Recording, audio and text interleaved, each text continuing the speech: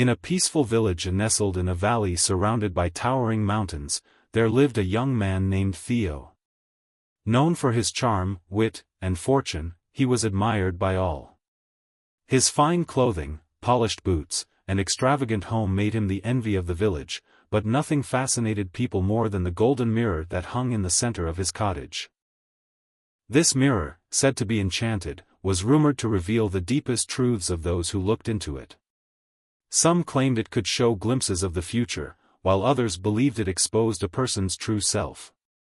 Theo had discovered it on one of his many travels and took great pride in showing it off, though only to those he deemed worthy. One day, a weary traveler named Ilara arrived in the village. She wore tattered clothes and carried a small, worn satchel.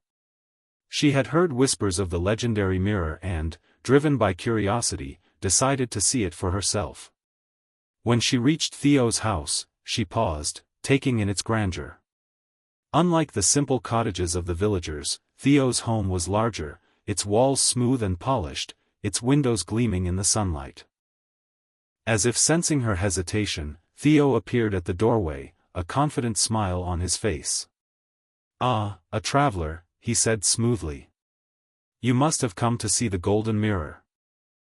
Ilara met his gaze and nodded. "If the stories are true, then yes." Theo chuckled. "Many come with that same curiosity, but not just anyone can look into it. The mirror reveals one's true self, and such a gift is not freely given. If you wish to see its power, you must first prove your worth." Ilara raised an eyebrow. "And how do I do that?" Theo leaned closer, lowering his voice. "Offer me something of equal value. What do you have that proves you are worthy?" Ilara thought for a moment. She had no gold, no fine clothes, no treasures. But she knew her worth was not measured in material wealth. She looked Theo in the eye and said, "I have nothing but my heart. I live a life of honesty and humility, knowing that wealth and status are fleeting. What truly matters is kindness." Theo's smirk faltered for a brief moment before he regained his composure. "Very well," he said, motioning toward the mirror. "Let's see what it reveals." Ilara stepped forward, gazing into the shimmering surface. The golden glow seemed to ripple like water, and soon, images appeared before her, scenes of her past, moments she had nearly forgotten. She saw herself tending to a sick child in a distant village, offering food to a starving family, and helping build homes for those in need. The mirror reflected warmth, selflessness, and kindness. The villagers who had gathered outside peered in, awestruck by the visions. Even Theo, who had expected little from the traveler, found himself unable to look away. There was a purity in the images, a quiet strength that he had never considered before. Eager to see his own reflection, Theo stepped forward, expecting to witness his own greatness. But what he saw made his breath catch. The mirror showed him boasting about his wealth, dismissing the struggles of the less fortunate, and using his status to gain admiration rather than to help others. He watched himself turning away from those in need, blinded by his own pride. His face paled, his hands clenched at his sides. The villagers murmured among themselves.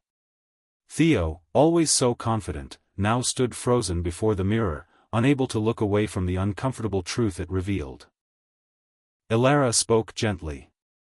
"The mirror does not deceive, nor does it judge. It only reflects what is already within." Theo remained silent, his mind racing. He had spent so long trying to impress others, believing his wealth made him important. But standing before the mirror, he saw how empty it all was.